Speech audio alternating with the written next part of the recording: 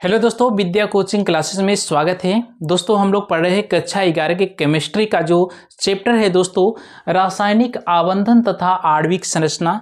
दोस्तों हम लोग पार्ट 2 वीडियो तक पढ़ चुके थे। दोस्तों जैसे रासायनिक आबंध 3 प्रकार का होता है, वैधसहयोजी आबंध, सहसहयोजी आबंध और तीसरा दोस्तों होता है उपसहसहयोजी आबंध। तो दोस्तों हम लोग 2 इसमें पढ़ चुके थे, वैधसहयोजी आबंध और सहसहयोजी आबंध। अगर आप उस वीडियो को नहीं देखे हैं तो हमारे चैनल के प्लेलिस्ट में जाकर के देख सकते हैं। तो दोस्तों आज का जो वीडियो है भाग नंबर दोस्तों क्या है, तीसरा है, भाग नंबर 3 है। और दोस्तों इस वीडियो में हम लोग पढ़ेंगे उपसहसहयोजी आबंध यानी कि कोऑर्डिनेट बॉन्ड दोस्तों क्या होता है। तो दोस्तों लास्ट तक इस वीडियो में बने रहिएगा, बहुत ही आप आसान तरीके से आप उपसहसहयोजी आबंध को बना पाएंगे। तो दोस्तों आइए वीडियो को स्टार्ट करते हैं। दोस्तों यहाँ पर लिखे है कि सन 1923 ईस्वी में इसे लोरी और सिडविक ने दोस्तों बताया था। 2 वैज्ञानिक ने 1923 ईस्वी में बताया था, लोरी और सिडविक ने बताया था कि तत्वों के परमाणुओं के मध्य एक विशेष प्रकार का सहसहयोजी आबंध बनता है जिसमें 2 परमाणु परस्पर साझे के एक इलेक्ट्रॉन युग्म द्वारा बंधे होते हैं। और दोस्तों परंतु साझे का यह इलेक्ट्रॉन युग्म किसी एक परमाणु के द्वारा दिया जाता है। जो परमाणु साझे का इलेक्ट्रॉन युग्म देता है उसे दाता परमाणु, और जो परमाणु इलेक्ट्रॉन युग्म ग्रहण करता है उसे ग्राही परमाणु कहते हैं। यानी दोस्तों उसे ग्राही कहते हैं। जो इलेक्ट्रॉन युग्म को देता है उसे दाता कहते हैं और जो ग्रहण करता है ग्राही कहते हैं। और दोस्तों जो कोऑर्डिनेट बॉन्ड होता है उसको एक तीर के द्वारा हम दिखाते हैं। इस तीर में दोस्तों 2 इलेक्ट्रॉन किसी को देता है परमाणु, जो देता है उसे दाता, जो ग्रहण करता है उसे ग्राही परमाणु कहते हैं। तो दोस्तों आइए एग्जाम्पल के जरिए समझने का प्रयास करते हैं। जैसे दोस्तों पहला एग्जाम्पल है SO3 है। तो SO3 में दोस्तों सल्फर और ऑक्सीजन की संख्या कितना है, 3 है।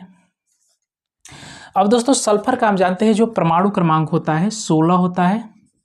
तो यहाँ से दोस्तों 2, 8 और 6 हो जाएगा। और ऑक्सीजन का 8 होता है तो 2, 6। यानी दोस्तों स्टेबल अवस्था होने के लिए सल्फर को कितना इलेक्ट्रॉन चाहिए, 2 इलेक्ट्रॉन और चाहिए, क्योंकि 8 इलेक्ट्रॉन स्टेबल अवस्था के लिए होना चाहिए। इसको भी दोस्तों 2 इलेक्ट्रॉन चाहिए।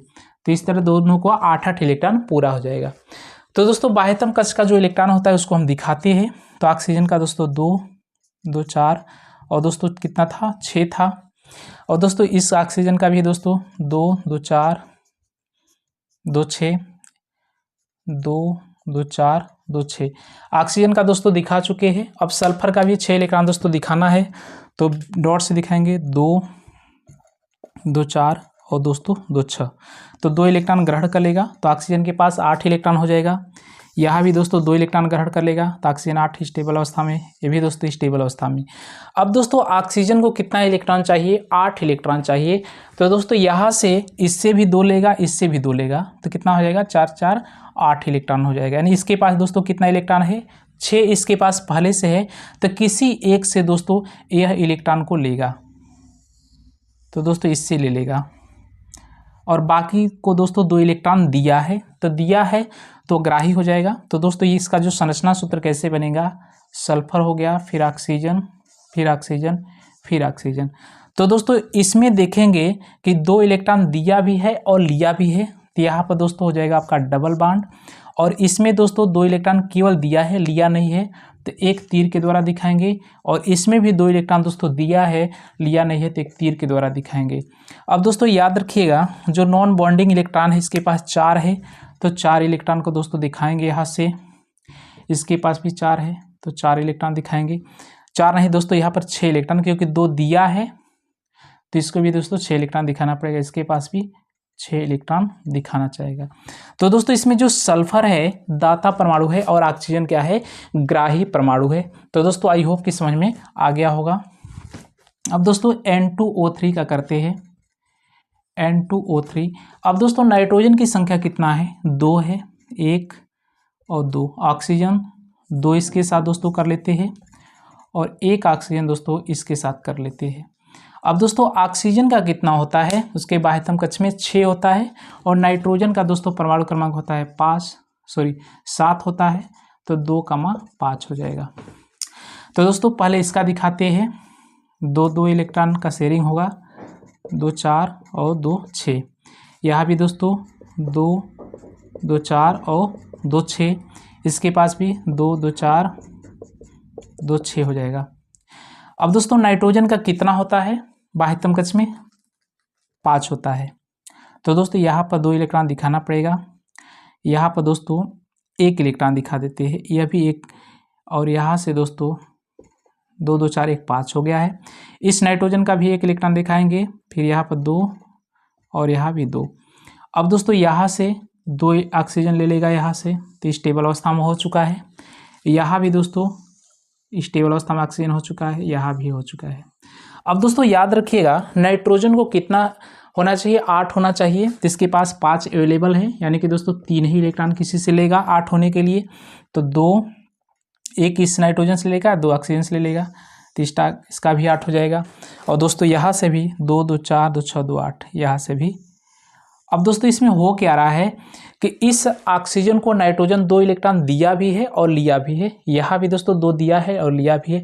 लेकिन दोस्तों इस ऑक्सीजन के साथ क्या हुआ है कि नाइट्रोजन 2 इलेक्ट्रॉन दिया है और इससे लिया नहीं है, तो यहीं पर दोस्तों उपसहस्य कोऑर्डिनेट बॉन्ड बनेगा।